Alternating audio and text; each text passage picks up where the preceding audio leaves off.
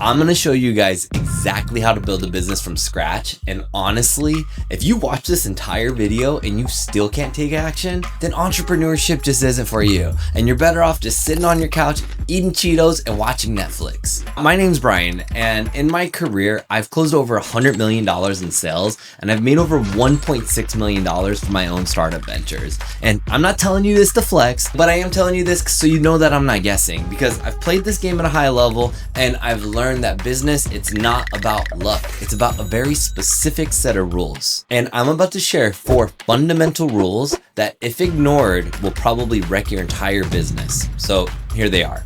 Rule number 1, volume kills fear. Here's the reality. Most people, they don't start a business because they're scared to hear no. And they think that there's just some magical skill you're born with. But I didn't just wake up one day closing $100 million deals because I was the smartest dude in the room. And in fact, I could barely put 2 words together, but I kept getting better because I kept getting rejected more than anybody else. And I'm talking literally tens of thousands of no's in my life.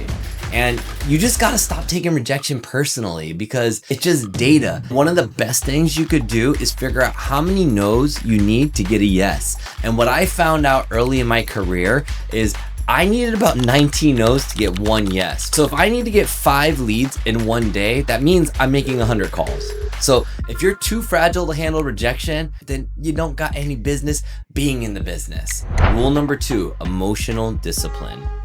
So the second thing that kills entrepreneurs, it's that emotional whiplash. One day you feel like a genius. The next day you feel like you're the worst person on earth and you just want to quit.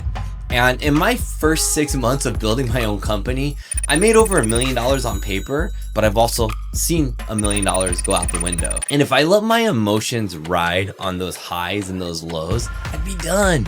But the reality is nobody can take away the lessons you learn. And so even if you suffer a massive financial loss, your attitude is actually what dictates the outcome, not the number. So if you're not ready to take some L's, then you're not ready to lead. Rule number 3, validation over perfection.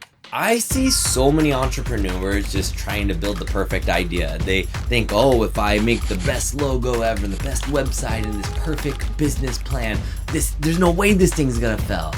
Well, the reality is this is just procrastination wearing a fancy suit, because you don't need a perfect plan. There's no such thing. What you need is paying customers. And the only validation that matters is a stranger handing you their money because they love your solution so much. And until that happens, everything else is just a guess. So stop thinking that if you build it, they will come. Because if you're building in a vacuum, you're not getting customer feedback, then you're gonna get punched in the face by the market. And if you're not ready for that punch, you're gonna look like Owen Wilson and you're gonna need a nose job and everybody's gonna be like, oh, that guy has plastic surgery, and you don't wanna do any of that. So you need to get validation. Stop living in a bubble. Rule number 4, be careful who you surround yourself with. So you're listening to a dude who moved 8,000 miles to Bangkok, and I'm not here for a holiday, but I need it to change my scenery. And if everyone around you is telling you to play it safe, be reasonable, and just be happy with what you have, then you need to run away from those people as soon as possible. Because if you surround yourself with those type of people, it is impossible to build something great.